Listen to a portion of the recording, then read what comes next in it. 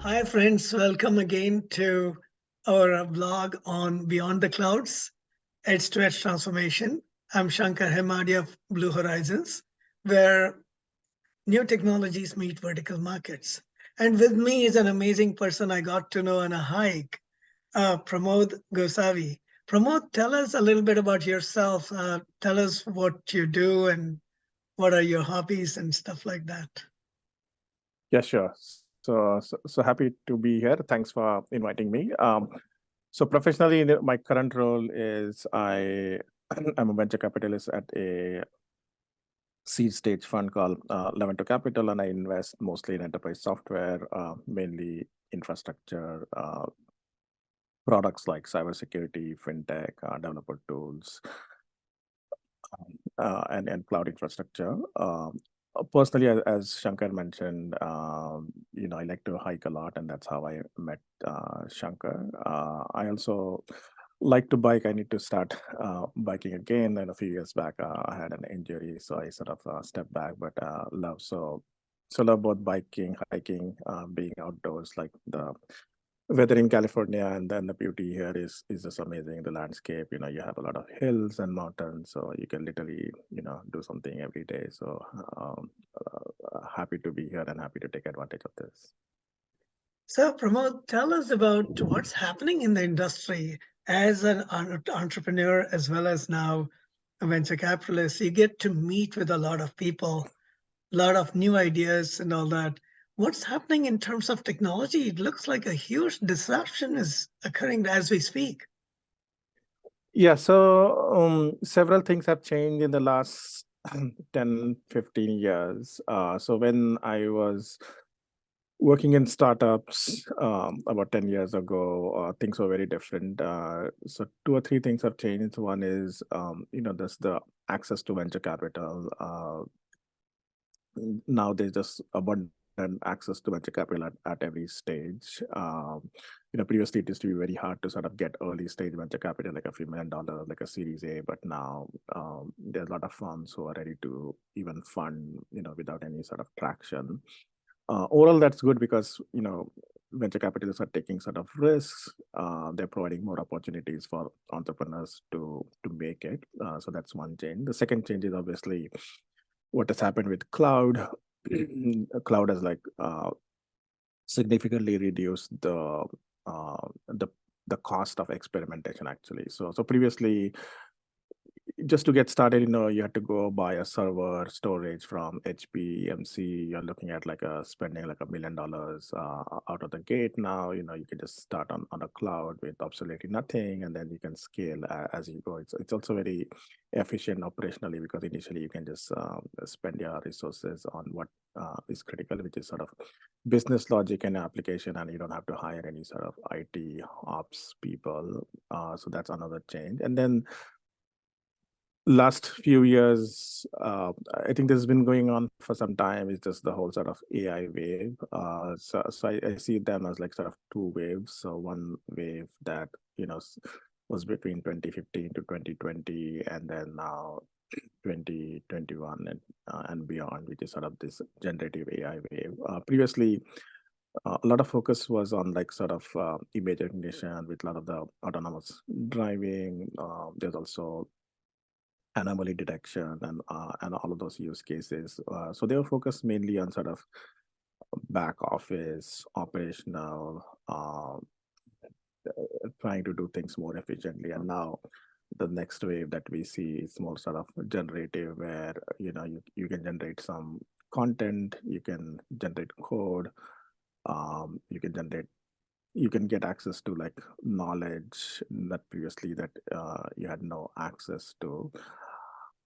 So it's a very much, I feel like it's a very seismic shift. So previously, AI would not replace something. It just enables you to do something really, really well, like image recognition. But now, if you can generate all of the content, like the whole contract through AI, there are a lot of jobs that could be potentially at jeopardy. People are already talking about sort of content writers, paralegals, even like software engineers, like junior software engineers. You are supporting many companies. You've invested in several companies. Do you see them actually making these major disruptions? And what will be the implications to society? Besides job changes, job losses, do you think there'll be underemployment in the near future with all these changes? It's not going to be like a near future, but I would say like if you have a horizon between say 5 to 10 years, so 0 to 5, I think you'll see some disruption, but 5 to 10 years, I think you'll see a lot of disruption. Um, yeah, so I think the models are still early, and then in the next 5 years, I think they'll improve a lot. So you can potentially see a lot of disruption from 5 to 10 years. And the disruption, I think, is going to be a bit of weird. So let's just take an example of software engineering, right? So when a junior software engineer joins, you put him on working on a small module. The specifications are very much sort of laid out to her, and then she's working on it. She's learning, she makes a mistake, that's why you have sort of tools and like senior people sort of reviewing it, and that person basically grows in the hierarchy. So they no longer work on that one module, they work on a bigger module, they work on architecture. So AI actually brings in a very interesting disruption is where you can actually replace that junior engineer. Like if you can provide the specs, AI can actually create the software for you, so you don't even need that person. But it's a chicken and egg problem. Like, you had to kind of go through this process to become a senior engineer to understand uh, initially all of the lower level stuff. But with AI, potentially a junior person right out of the school, he or she is not employed in that junior phase and has to go to that senior phase. So the question is like, how does that person actually get there? That is still not clear yet, but it is clear that you might not need as many junior engineers as possible. So it's either the senior engineers just stay for a longer time, and it just gets harder for the junior engineers to come in, and yeah. So this is just an example where there's disruption, and then it's an uneven disruption, and then also how the society and the jobs and employers adjust to it is not known, but it's clear that there is some sort of disruption there. With each wave of technology, especially in AI, which probably started 30, 40 plus years ago, and we've now seen things come to fruition, there's been a lot of hype as well. As an investor or an advisor to companies, how do you separate out the hype from the reality? How do you know what's real or what's likely to be real versus what is just, hearsay or just make believe? Yes, I think you have to do your own research. You have to talk to customers yourself. So that a lot of the hype starts when the founders are sort of projecting a particular transition, or they're saying, "Hey, look, we're building this product, and the customers will come, and this is what the customers are saying. This is what's going to happen." So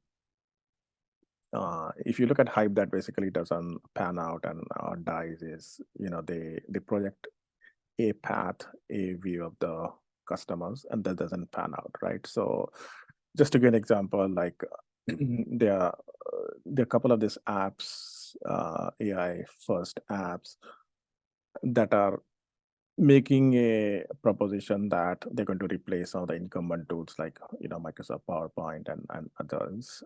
So do you believe in the hype and say yes, they're just going to disrupt Microsoft Office fully, or do you think in a few months Microsoft will actually enable the same technology, and if somebody's just using Microsoft PowerPoint, they don't need to buy that tool, right?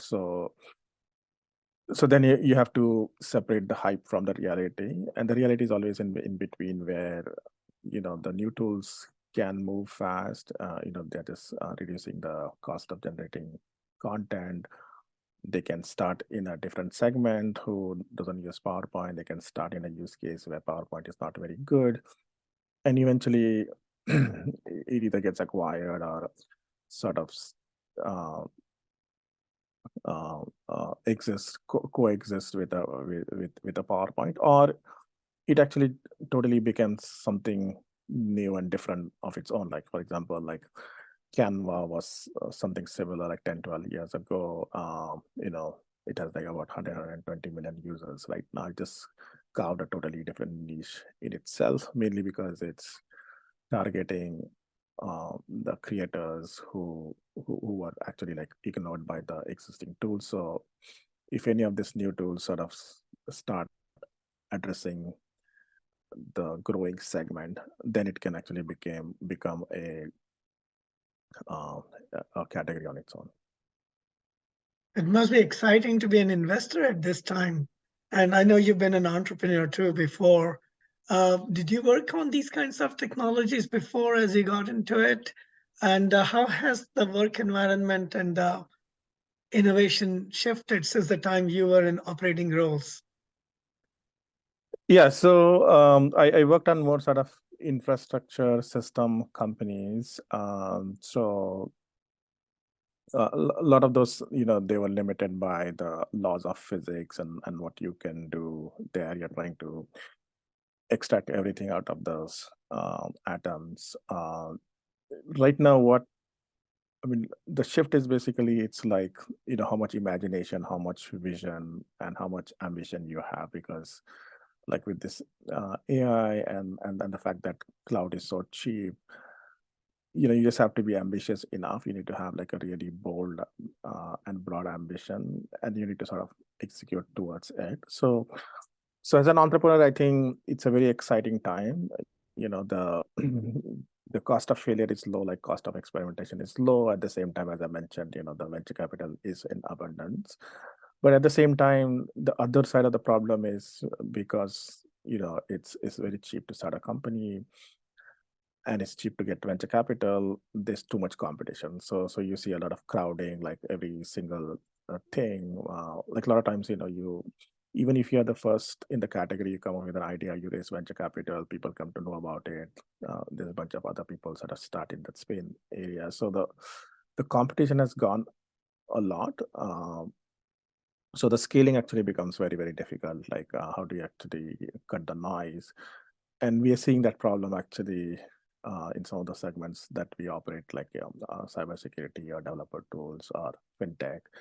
They're just a bunch of options, and the customers find it very, very difficult. And then if you have like 20 customers are interested in that product, now those 20 customers get split among like 3 or 4 vendors, versus previously you would hardly have like 1 or 2 vendors, and they could have a pretty fair chance at getting those 20 customers. True, true. There's so much competition. Um, and you mentioned cybersecurity briefly.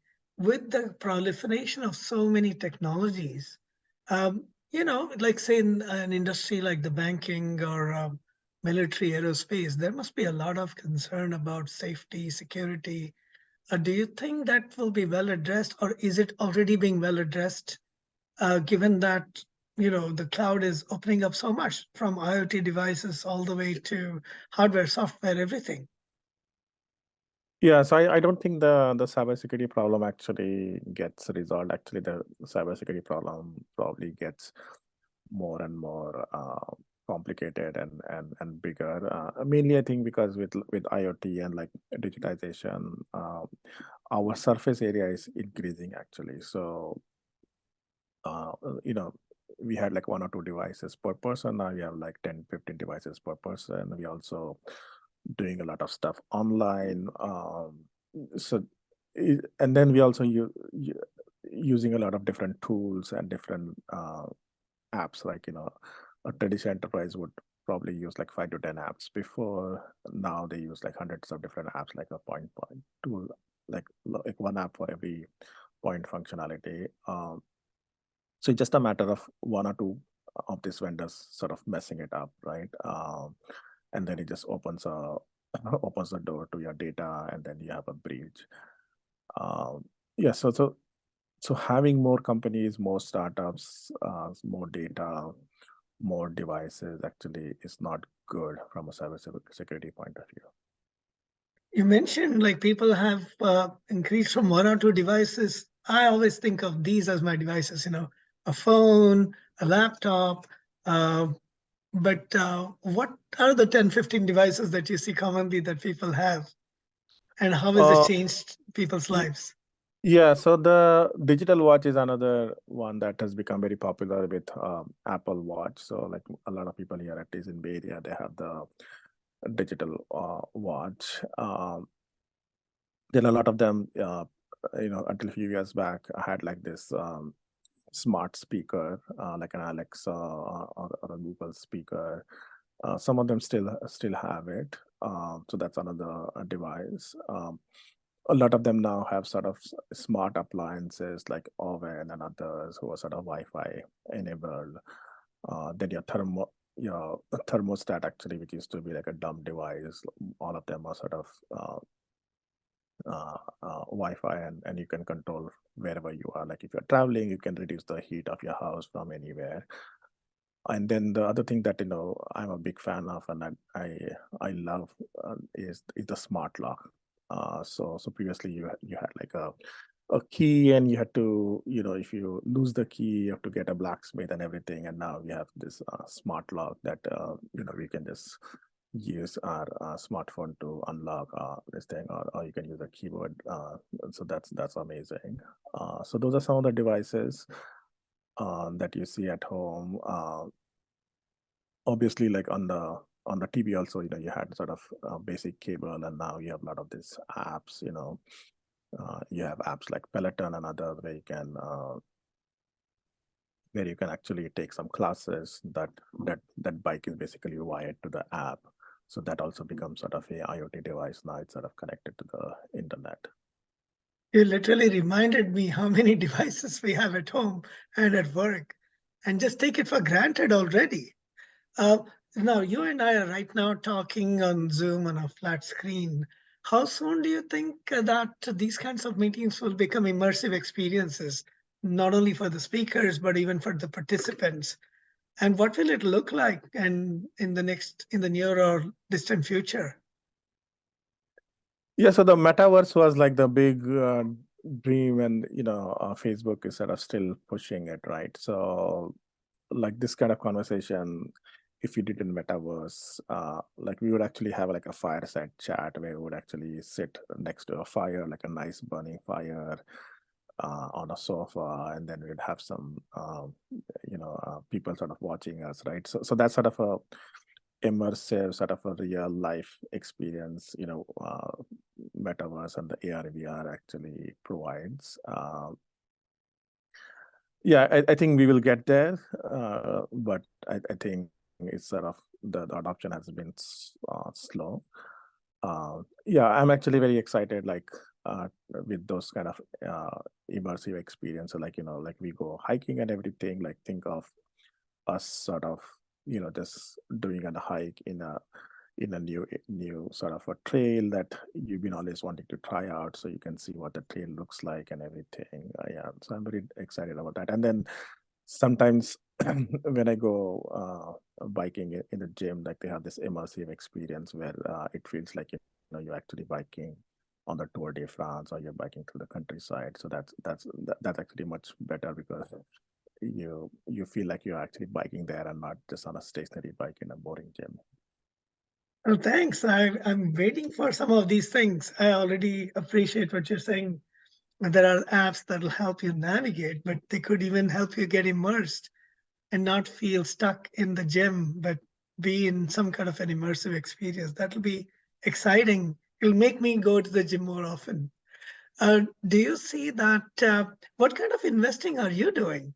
Because I love your shares on social media, particularly on LinkedIn, but I don't always know exactly where you see growth happening and what's your focus. If you can talk a little bit about that, that'll be fun.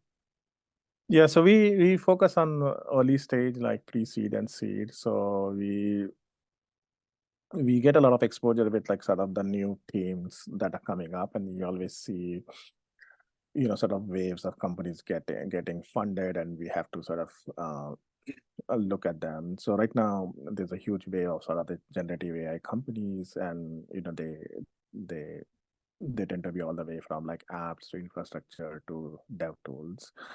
On the fintech side, I think we see a lot of sort of 2.0 fintech, where it's more sort of B2B companies and less B2C companies, sort of more sort of tools companies. And then on the cybersecurity side, we are seeing a lot of sort of next generation or tools that sort of plug gaps within existing platforms. Like if it's a cloud security, like something is missing right now with prioritization, something. So there's a company that's addressing that.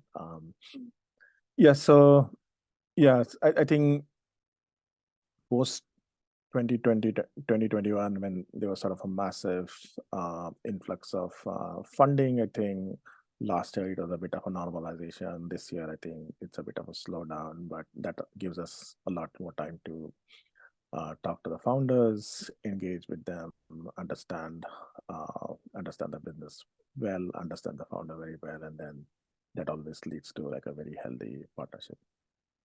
How should somebody who's an executive in a completely different industry, and we know that all those industries seem to be getting disrupted, how should they go about deciding to take the plunge and use newer technologies such as the things that your entrepreneurs are creating? Yes, I always recommend sort of a few stages. A lot of times, I think what's tend to happen is people spend a lot of time in large companies, and so large companies they work at a very different cadence. A lot of them have a sort of core product. They're doing sort of incremental development. They're acquiring companies and they're sort of integrating, right? So that experience is valuable, but you cannot do it for 10, 12 years and then suddenly wants to start a company, right? So my advice to entrepreneurs and founders is always sort of, maybe start with a large company initially, learn some of the tricks of the trade, because the large companies do have like very good practices. Then after a few years, maybe join a late stage company, look at how they are scaling, and then again sort of maybe join an early stage company. But I think if you want to start a company, start it like early in your career. Like don't wait too much, right? You might fail in your first attempt. You might succeed in your second, third, or fourth attempt. But so the more you sort of wait, I think the payoffs actually needs to be much higher. Like if you have to leave a job that you're getting paid like $1 million or so at Google, and now you want to start a company, it becomes difficult. But if you're getting paid like a few $100K, it's much better trade-off. Yeah, and then I think one thing that I've realized the hard way is also just don't spend time bringing the Kool-Aid at the company. You always sort of expose yourself to a lot of different people, a lot of different things that are coming in the industry. So that way, a lot of times I see people, they just spend a lot of time in a company, they drink the Kool-Aid, they think that this is how the technology is moving, industry is moving, but the reality is totally different. So I always encourage now to spend a lot of time just sort of reading and exposing, but also meeting people from different segments of their life. So, when I go on hikes with you guys, it's one of that is just, you never know whom you're going to meet. So I meet interesting people from different backgrounds, like healthcare and other. They talk about their businesses. So that's always a good way to expose yourself. How do you balance these aspects of life? It's a lot to learn about your technology, or in your case, about the companies you support, but also keep an eye out for all the different things that are happening in the world, and yet be there as a parent or a spouse or friend, boyfriend, girlfriend, and so on. There's a human side of life. How, in your case, do you balance? And with all these immersive things, how can people maintain their balance? Yeah, I think that's a challenge with venture capital, and there's also a challenge with being an entrepreneur. I think both entrepreneur and VC sort of equal challenges is to stay yourself abreast of everything that's going on, right? So the founder, if they're starting a company, I think they need to just talk to customers. They need to read a lot. They need to meet a lot of people, learn about it. So it's almost like drinking from a fire hose, like on a daily basis. And if you don't do that, I think you quickly sort of become irrelevant or you miss something. Yeah, I think it's sort of exhausting mentally. I think a lot of times it helps if you just sort of reduce the cognitive overload, just sort of simplify your life and just focus on what needs to be done. And you see a lot of founders and VCs sort of doing that, where they just sort of shut themselves off to a few things and just focus on others. I think that always helps. I mean, I'm glad I'm talking to you about all these things. But one of the interesting things I've noticed is a lot of these technologies are supposed to simplify our life, right? With AI, ML, we hope that we'll have to do less of the mundane things. But if this history has been any indicator, our lives got more complicated. With the internet, we can do many more things. We can search more things and so on. We can travel to all kinds of places, get better access to medicine. Looks like this whole new wave of technology is going to make things easier. But is it going to also make it more complicated? What's your take on what's happening? Yeah, so I mean, you can see technology in two ways, right? Like, I think one is it can get rid of some of the mundane things that you're doing that you're not really excited, like let's just say you're ingesting data into Excel. Now you don't have to do that. Like you can have ChatGPT sort of do it for you. But at the same time, then now you have to do something different, new, at a higher level. So I think you're correct that we are replacing some set of activities with different set of activities, but mostly the good thing I see is with technology is it's replacing sort of manual and also something that you do on a recurring basis, to us doing something like I read this interesting comment is like AI actually helps you be more human.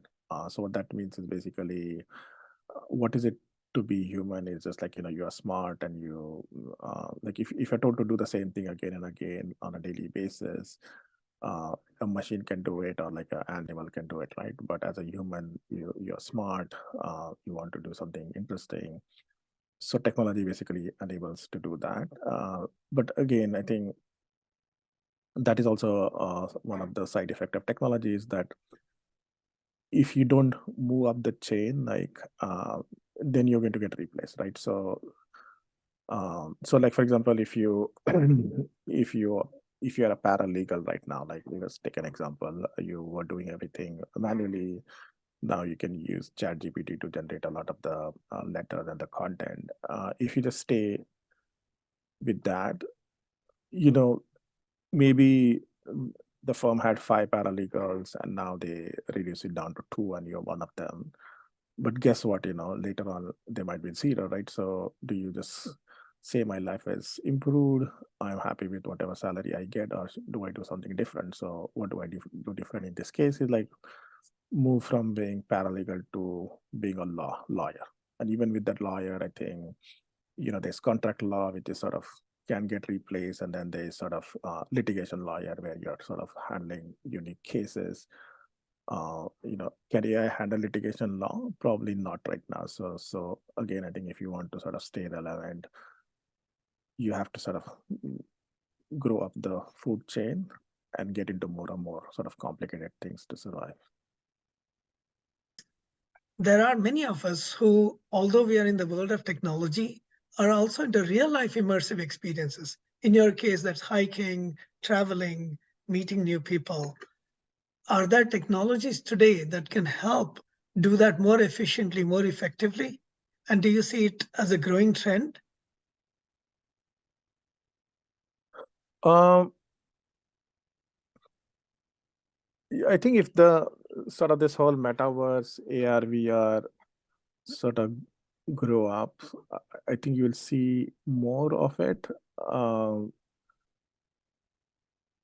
Like for example, let's just say, you either, let's just say you're injured or something, and you cannot travel.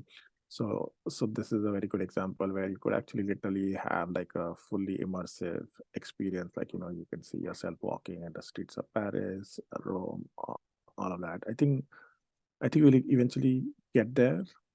We are not there yet. I think unfortunately a lot of the use cases, like what Facebook and others they have been pushing, is sort of B2B use cases where people are doing meetings and everything. That tends to be not very efficient, and just feeling like you're in a room versus on Zoom, that's not a big difference or not a big value add if you have to put like this camera on your eyes all the time. Yeah, so I think we need to sort of move towards experiences where we don't mind sort of putting that, and we're getting sort of a 10x better experience than we can actually get. So it has to be cheaper, it has to be better. So I think we are doing a lot of work on the technology. I think a lot of work needs to be done on the content. So I think we are still not there in terms of content. So like think of you're hiking in a volcano. Normally it's sort of dangerous to do that, but what if you get an experience of walking as close to a volcano as possible in like some of the remote areas? I think we are still not there. Wow, I can't even imagine what the world is going to look like. I know we are talking about all these things. Uh, do you think in the past, I've seen that things have happened on an accelerated pace? We thought technology would take us from point A to point B, for example, with when there were mainframes and they went to minis to PCs, it went faster. Same way to handheld, to GPS and all that. Do you think it's going to be even faster than what people are imagining? And how will we cope up with all that? I'm just trying to understand that because there are very few that I met who are on both sides, in the real world and in the meta world and in the world of technology. And I see that in you, that you have keen interest in human dynamics. Do you think we'll be able to cope up with all the rapid changes? Yeah, I think the changes are already happening very rapidly. Just like they say, it's not evenly distributed. So let's just take news, for example, right? Like for me, I don't read any news for like last 2, 3, 4 years, particularly last 2 years, because everything that you need to know right now comes like from like Twitter and like other media channels. And it is so weird that now then when I hear the news on the radio or something when I'm driving, they'll tell you the news that happened like last like yesterday or earlier in the morning, and most of the time I already know about it. Uh, so I think that pace is already there. It's just not through all the channels, and eventually, once everybody sort of gets plugged into those channels, you'll see a lot of disruption. Like the whole sort of news media. I just don't get it because it's always sort of reactive after the fact. Yeah, and then same thing you can see like with everything. With any experience, like there are a lot of these apps where you can get sort of last minute tickets, last minute experiences. There's just a lot of sort of sharing that is going on between in social media also. Like previously, like social media was just like you just connected to somebody you already know. So people are doing a lot of things now with people they don't know. Like they will meet people saying, "Hey, I'm this city. Do you want to meet?" And suddenly, I met this one guy who came from Toronto. He just said, "Oh, I'm in Twitter," and then he said how his calendar has been full like the whole day, and he's meeting a lot of interesting people. So there's already that sort of a change and pace that is happening. It's just that many people are not taking advantage of that. Yeah, I mean, thank you for reminding me of that, because it's a fact that I met more people online first and then offline. And in many cases, the experience was very real. They didn't look like strangers the first time I met them face to face. And yeah, and I think I've adjusted. There were times when I went totally into social media, and now there's better balance. So, well, it was a joy talking to you, Pramod, and I really like how you express yourself and talk about technology and the human aspects on your different media. What's the best way to follow the kind of things you discuss? What channel would be the best to talk to you or to hear from you? Yes, I publish a lot of sort of my professional stuff on LinkedIn, and then I use Twitter for something different. So I share a lot of my other hobbies on Twitter, like hiking and cooking and just sort of events. So those are like two different dimensions of me. So those probably are the best ways to follow me. Well, Pramod, I look forward to again hiking with you, and cooking is something I didn't know about. So maybe we will cook together. I'm good at cleaning up dishes. Maybe we can do that. We can do that together. Sure. Thanks again, Pramod. I look forward to learning more about technology and about hikes Yep. in our next meeting. Thanks a lot. Thanks for having me. Bye.